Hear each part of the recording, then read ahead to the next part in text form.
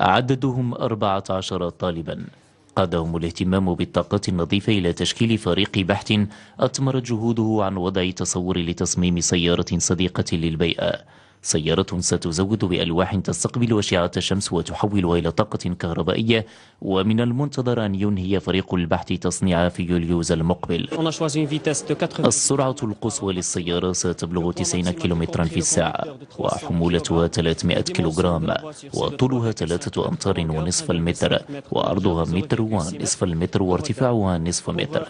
أما أهميتها فتكمن في توظيف الطاقة المتجددة، ولا سيما وأن مشروعنا يعتمد على طاقة غير ملوثة متجددة ومجانية. اهتمام طلبة المدرسة المحمدية للمهندسين بالطاقة النظيفة دفعهم أيضا إلى تنظيم لقاء حول موضوع الابتكار في مجال تكنولوجيا الطاقة، والذي يعد أحد محاور الاستراتيجية الطاقية بالمغرب.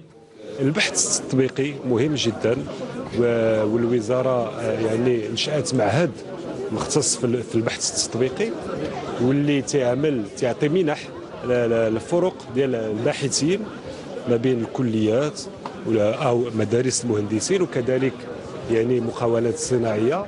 وهذا كذلك غادي يمكننا ان شاء الله مستقبلا باش المغرب ما يكونش غير تيستهلك التكنولوجيات، بل تيبتكر كذلك تكنولوجيات. المغرب يسعى أيضا من خلال مخطط تبلغ تكلفته 9 مليار دولار إلى الرفع من مساهمة الطاقة النظيفة في الإنتاج الوطني وتشغيل 5 محطات لتوليد الطاقة الشمسية بحلول عام 2020 بقدرة إجمالية تصل إلى 2000 ميجاوات.